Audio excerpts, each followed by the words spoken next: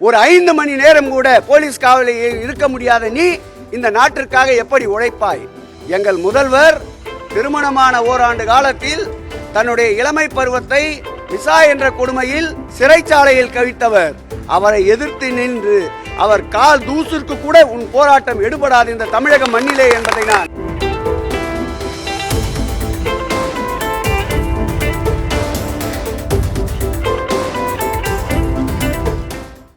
டாஸ்மாக் நிர்வாகத்தில் பல ஆயிரம் கோடி ஊழல் நடைபெற்றிருக்கிறது. இதற்காக நான் முதலமைச்சரை வீடு தேடி வந்து சந்திப்பேன் அப்படின்னு அண்ணாமலை சொல்லியிருக்கிறார். இந்த இயக்கத்தை பொறுத்தளவில் 2 மொழி போராட்டத்தை கண்ட இயக்கம், எமர்ஜென்சியை கண்ட இயக்கம். இந்த இயக்கத்தை பிளவுபடுத்துகின்ற சக்திகளை மீறி இந்த இயக்கம் வளர்ந்த இயக்கம். தொடர்ந்து 13 ஆண்டுகள் ஆட்சி கட்டிலே இல்லை என்றாலும் கொள்கைக்காக வீறு கொண்டு தமிழக மண்ணிலே நிலைத்து நின்ற இயக்கம்.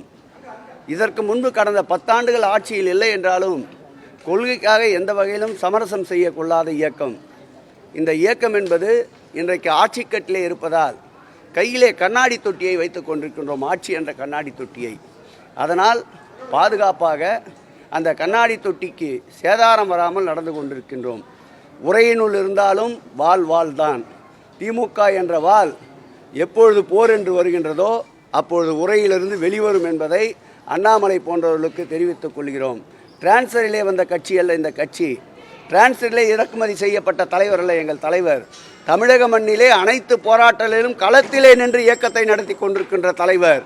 இந்த தொண்டனை நோக்கி ஒரு அடி யாராவது தாக்க முற்பட்டால் 10 அடி முன்னேறி நோக்கி அவர்களை தாக்குவதற்கு தயாராக இருக்கின்ற கூட்டம் எங்கள் கூட்டம் என்பதை நிச்சயம் அண்ணாமலை போராட்ட காலத்திற்கு வரட்டும், நிரூபிப்போம். இது ஒரு நாள் போராட்டம் அல்ல, தொடரும். அது மட்டுமல்லாமல் தமிழ்நாட்டில் இருக்கக்கூடிய 5000 டாஸ்மாக் கடைகளிலும் முதலமைச்சர்களுடைய படத்தை ஆணி எடுத்து மாட்டுவோம். மானங்கட்ட அண்ணாமலை, உத்தரப்பிரதேசத்தில் மோடியின் சர்க்கார் பிஜேபி ஆட்சி நடந்து கொண்டிருக்கின்றது.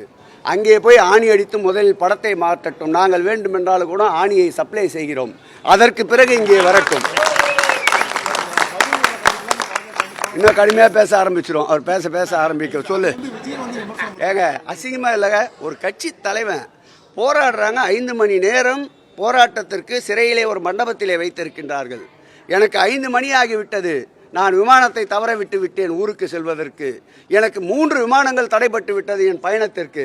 6 மணி ஆகிவிட்டது, என்னை வெளியிலே விடு என்று காவல்துறையிடம் சண்டையிடுகிறாயே, நாட்டிற்காக போராடுகிறேன் என்று கூறுகிறாயே. ஒரு 5 மணி நேரம் கூட போலீஸ் காவலில் இருக்க முடியாத நீ இந்த நாட்டிற்காக எப்படி உழைப்பாய்?